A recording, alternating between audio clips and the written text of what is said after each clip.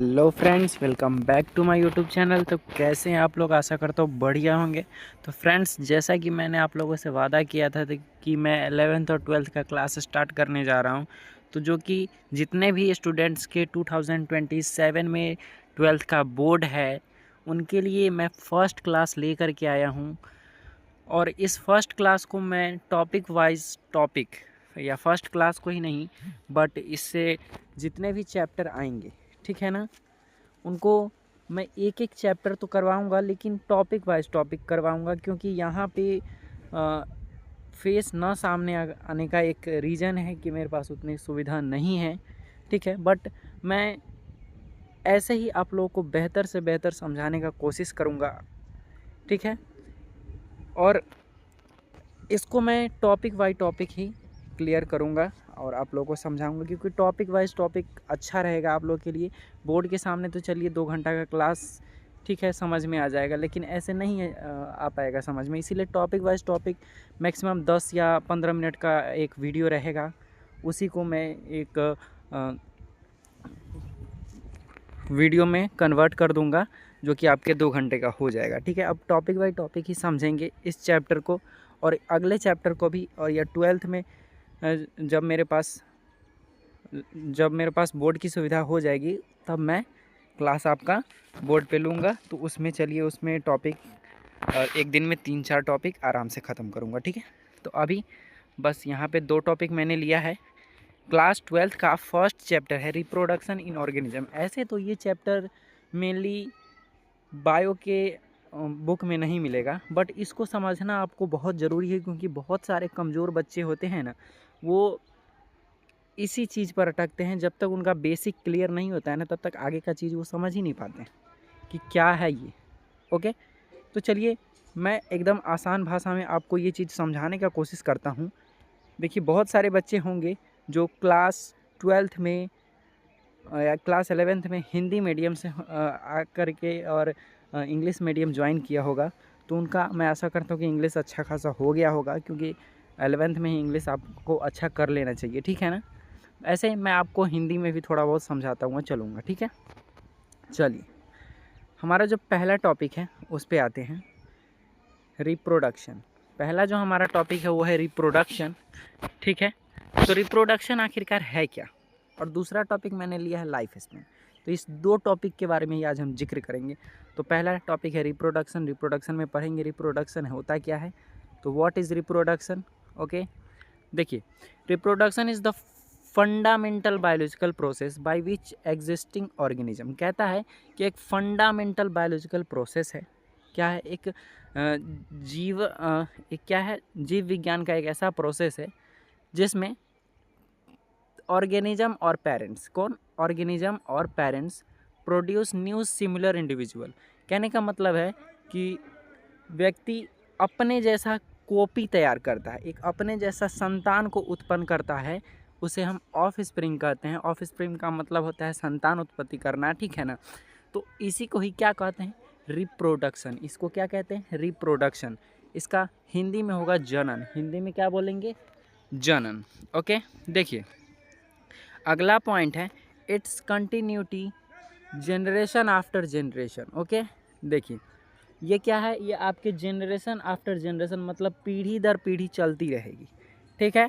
अब इसमें क्या है? 2 टाइप्स ऑफ रिप्रोडक्शन। रिप्रोडक्शन होते कितने प्रकार के हैं? तो मेनली 2 प्रकार के रिप्रोडक्शन होते हैं। एक होता है सेक्सुअल रिप्रोडक्शन और दूसरा होता है असेक्सुअल रिप्रोडक्शन। ओके, तो इसका जिक्र मैंने इस वीडियो में नहीं किया है, मैं अगले वीडियो में इसका जिक्र ज़रूर करूँगा, ठीक है।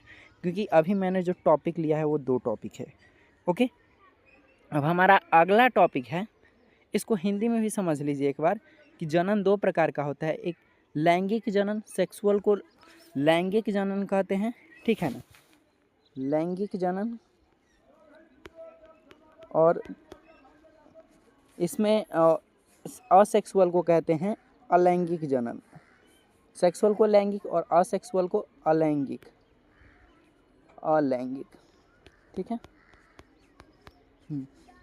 ओके, समझ में आ गया। चलिए, अब हमारा जो नेक्स्ट टॉपिक है, दूसरा टॉपिक है, वो है लाइफ स्पेन, ठीक है। तो लाइफ स्पेन का मतलब होता है जीवन काल। लाइफ स्पेन का हिंदी क्या होता है बेटा? तो जीवन काल। क्या होता है? जीवन काल। ओके, देखिए द पीरियड फ्रॉम बर्थ मतलब जन्म से, ऐसा पीरियड जो जन्म से नेचुरल डेथ, यानी कि नेचुरल डेथ, एक्सीडेंटल डेथ नहीं, ये अचानक मृत्यु हो गई वो वाली मृत्यु नहीं, ठीक है ना, एकदम बूढ़े हो जाने के बाद, हाँ उसको अभी मृत्यु की ज़रूरत है, एकदम बुढ़ापा आ जाना, शरीर गिर जाना, एकदम जिसकी नेचुरल डेथ हो जाती है, तो ह्यूमंस का लगभग 60 अब हो गया है, 60 ईयर्स के करीब में, बट पहले था कि 100-120 पार कर जाते थे, ठीक है ना। अब 60 साल से 65 साल, ज़्यादा से ज़्यादा 70 साल वो जी सकते हैं या जी लेते हैं, ठीक है। बहुत सारे अभी है जो 100 साल भी जीते हैं, बड़े बुजुर्ग में हमारे बाबा परबाबा हैं जो अभी 70-75 या 100 क्रॉस कर गए हैं, ठीक है ना।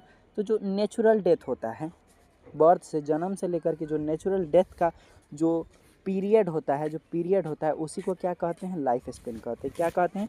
लाइफ स्पेन मतलब जीवन काल। कहने का मतलब समझिए कि आप जन्म लेते हैं और जन्म लेने से आपकी क्या आप जन्म लेते हैं, फिर आप थोड़े बड़े होते हैं, फिर उसके बाद जवानी आती है, फिर उसके बाद जिम्मेदारी आती है, फिर उसके बाद आप अपने जैसा ऑर्गेनिज्म तैयार करते हैं, मतलब अपना संतान उत्पन्न करते हैं, अपना जीवन व्यतीत करते हैं, ठीक है ना। और लास्ट में एक ना एक दिन सबको मर जाना है, सबको चले जाना है इस दुनिया से। तो इसके बीच में जन्म से लेकर के और नेचुरल डेथ यानी कि मृत्यु तक के बीच के पीरियड को ही क्या कहा जाता है? तो लाइफ स्पेन कहा जाता है। जैसे कि एग्जाम्पल में समझ लीजिए कि किसी प्लांट का, जैसे कि प्लांट नहीं, कौवा का जो जीवन काल होता है, क्रो का जीवन काल होता है लगभग 25 ईयर्स, ठीक है। और ह्यूमन का कितना होता है? तो ह्यूमन का अभी में फ़िलहाल है 60 ईयर्स। क्या है? 60 ईयर्स। ओके, समझ में आ गया, ठीक है। तो ये 60 साल, ये 25 साल क्या है? जीवन काल, इसी को लाइफ स्पेन कहते हैं। चलिए देखिए, इस वीडियो के माध्यम से आप समझ सकते हैं कि छोटे से क्या बड़े हुए, बड़े से फिर और बड़े हुए, फिर उसके बाद जीवन संभाला, अपना मतलब दायित्व संभाला, फिर बूढ़े हो गए, फिर बूढ़े होने के बाद ख़त्म हो गए। ओके, चलिए तो देखिए इसमें कुछ एक चीज़ लिखा हुआ है, life span and individuals generally includes 4 stage. Life span को हम 4 स्टेज में डिवाइड करते हैं, या लाइफ स्पेन 4 स्टेज में होता है। लाइफ स्पेन कितने स्टेज में होता है? तो 4 स्टेज में होता है। देखिए तो लाइफ स्पेन 4 स्टेज में होता है, ठीक है। कौन कौन से 4 स्टेज? पहला होता है जुवेनिलिटी, दूसरा होता है मैच्योरिटी, और तीसरा होता है एजिंग, एंड चौथा जो हमारा है वो है डेथ। चौथा क्या है? डेथ। इसमें कुछ चीज़ है, एक इस पॉइंट को अच्छे से आप देखिए, इस पॉइंट को समझिए कि इस पॉइंट में आखिरकार है क्या। कहता है कि लाइफ स्पेन जो होता है does not matter shape and size, ठीक है ना। लाइफ स्पेन ये मैटर नहीं करता कि आपका शेप और साइज कितना, आप कितने मोटे हैं, आप कितने लंबे हैं, ठीक है ना, या कितने छोटे हैं, इस पे मैटर नहीं करता है। जैसे कि एग्जांपल में एक कौवा का जो जीवन काल होता है वो 15 साल होता है, सॉरी मैंने उसमें 25 साल बोल दिया गलती से, ठीक है ना। इसका क्या होता है? 25 साल ना होकर के 15 साल ही होता है कौवा का जीवन काल। ओके, चलिए ठीक है। पैरोट का जो जीवन काल होता है 140 है। क्या कौवा से पैरोट तो छोटा होता है ना? जी बिल्कुल छोटा होता है, ठीक है। जब छोटा होता है तो क्यों कौवा 15 साल ही जीता है और एक तोता जो होता है वो 140 साल जीता है, ऐसा क्यों? इसीलिए कहते हैं कि life span does not matter shape and size. Life span ये मैटर नहीं करता कि किसी भी वस्तु का या किसी भी लिविंग ऑर्गेनिज्म का, वस्तु नहीं, किसी भी लिविंग ऑर्गेनिज्म का शेप क्या है और साइज़ क्या है, तो लाइफ स्पेन इसमें कोई मैटर नहीं करता, जीवन काल, ठीक है। चलिए अभी मैंने जो 4 स्टेजेस पढ़े हैं कि जुवेनिलिटी, मैच्योरिटी, एजिंग और डेथ, ये क्या है? जुवेनिलिटी क्या है? पहला पढ़ेंगे जुवेनिलिटी। जुवेनिलिटी का मतलब होता है जवानी। क्या होता है? जवानी, ठीक है ना। From birth up to the stage, ये क्या आ गया, देखिए, from birth to up to the stage when organism develops capacity to reproduce is called juvenility. कहता है कि बर्थ से ऊपर स्टेज, जब ऑर्गेनिज्म डेवलप कर जाते हैं, मतलब ऑर्गेनिज्म बड़े हो जाते हैं, कोई भी लिविंग ऑर्गेनिज्म बड़े हो जाते हैं और वो रिप्रोडक्शन का कैपेसिटी जब रखने लगते हैं, वो रिप्रोडक्शन करने लायक हो जाते हैं, तो उसी को जुवेनिलिटी कहा जाता है। तो इसका जो जुवेनिलिटी का जो फेज होता है वो मैक्सिमम, आपको पता है मैक्सिमम क्या होता है जुवेनिलिटी का, जवानी का जो एज होता है वो क्या हो सकता है? कमेंट में ज़रूर बताइएगा। मैं बता देता हूँ, इसका जो स्टेज होता है वो 11 से 19 साल का के बच्चों का जो ये एज है ना, उसी को जुवेनिलिटी फेज़ कहा जाता है, जिसे हम हिंदी में किशोरावस्था भी बोलते हैं। हिंदी में हम क्या बोलते हैं? किशोरावस्था। ठीक है, ये जुवेनिलिटी फेज आपको समझ में आ गया होगा। नेक्स्ट जो हमारा है मैच्योरिटी फेज। नेक्स्ट क्या है? Maturity phase. मैच्योरिटी फेज क्या है? Maturity is followed by juvenility during which an organism can reproduce. ठीक है ना। जब मैच्योरिटी किसको फॉलो करता है? जुवेनिलिटी को, किशोरावस्था को ही मैच्योरिटी फॉलो करता है। क्यों? क्योंकि जब किशोरावस्था में बच्चों की सोचने और समझने की क्षमता काफ़ी अधिक होती है, वो अपना मतलब वो एक जिम्मेदार व्यक्ति बन जाता है। किस एज में? जुवेनिलिटी एज में वह एक जिम्मेदार व्यक्ति बन जाता है, जिसमें वह अपना क्या बोलते हैं उसको, गृहस्थ जीवन आराम से व्यतीत कर सकता है। ठीक है ना। तो इसी को क्या कहते हैं? मैच्योरिटी। मैच्योरिटी का मतलब होता है मैच्योर हो जाना, मतलब एकदम सोचने और समझने की जो कैपेसिटी होती है ना, वो पूरी हो जाती है। उसी को क्या कहते हैं? मैच्योरिटी स्टेज कहते हैं, जिसमें उसका जो एज हो सकता है मैच्योरिटी का अलग होता है। इसका आप 19 से 28 अप टू 30 तक ले सकते हैं। ठीक है ना। इसी एज में ना मतलब 21 साल की उम्र में शादी हो जाती है, और इसी एज में बच्चे होना, जिम्मेदारी संभालना, गृहस्थ जीवन व्यतीत करना, तो इसी को क्या कहते हैं? मैच्योरिटी फेज कहते हैं। क्या कहते हैं? Maturity phase. ओके। अब है एजिंग। अगेनिंग या एजिंग आप इसको बोल सकते हैं। ठीक है ना। तो ये क्या होता है? तीसरा है हमारा ageing. After maturity body of organism stands deterioration. Deterioration का मतलब होता है झुर्रियाँ छा जाना। ऑर्गेनिज्म के बॉडी पर, जब किसी लिविंग ऑर्गेनिज्म के बॉडी पर, जैसे ह्यूमंस पर झुर्रियाँ छा जाती है। झुर्रियाँ कब छा जाती है? धीरे धीरे जब वो बूढ़े होने लगते हैं। तो बूढ़े जब हो जाते हैं ना, इसी स्टेज को क्या कहते हैं? क्या कहते हैं? एजिंग कहते हैं। क्या कहते हैं? एजिंग कहते हैं। विच an organism can reproduce.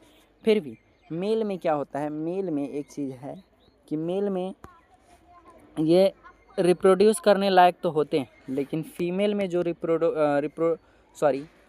Female में जो रिप्रोडक्शन की जो क्षमता होती है वो 50 ईयर्स के बाद ख़त्म हो जाती है। बट मेल में ये रहता है, मेल में ये लाइफ टाइम तक रहता है। ये आप ह्यूमन रिप्रोडक्शन में पढ़ेंगे। ओके, चलिए। ये एजिंग का मतलब समझ गए, मतलब बुढ़ापा आ जाना। ओके, जिसमें दादा दादी बन जाते हैं। ठीक है ना। इसी एज को एजिंग एज कहते हैं। ठीक है, चलिए। अब है हमारा लास्ट मतलब कहानी ख़त्म, जीवन का अंत हो जाना, मतलब डेथ। क्या? मर जाना। जो लिविंग ऑर्गेनिज्म इस पृथ्वी पर आए हैं, इस धरती पर आए हैं, उसको एक ना एक दिन जाना है। तो इसका जो सबसे लास्ट स्टेज होता है, किसका? लाइफ स्पेन का जो सबसे लास्ट स्टेज होता है वो डेथ होता है। तो finally the sentence leads to the death of organism at this stage has no life, it just behave like non living. ये क्या है? जब मर जाने के बाद क्या होता है? एक नॉन लिविंग यानी कि निर्जीव की तरह ही वो हो जाता है ना। बिल्कुल सही है। क्या? निर्जीव हो जाता है। उस बॉडी का अब कोई काम ही नहीं, उसको जला देते हैं। ठीक है। तो आशा करता हूँ कि ये जो आपको लाइफ स्पेन का जो 4 स्टेज है वो समझ में आया होगा। ठीक है। एग्जाम्पल के तौर पे मैंने कुछ लाइफ स्पेन के बारे में समझाया है, जैसे कि काऊ का, एक गाय का जो जीवन काल होता है 20 से 25 साल होता है। एक रोज़ गुलाब के फूल का जो जीवन काल होता है 5 से 7 दिन का होता है। और बनाना ट्री का मतलब होता है केला का जो पेड़ होता है, पौधा होता है। ठीक है, वो उसका लाइफ स्पेन कितना होता है? जीवन काल 25 साल होता है। ठीक है। तो आशा करता हूँ कि ये वीडियो आपको अच्छा लगा होगा। अगर अच्छा लगा हो तो आपको पता ही क्या क्या करना है। तो ठीक है, मिलते हैं नेक्स्ट वीडियो में नेक्स्ट टॉपिक के साथ।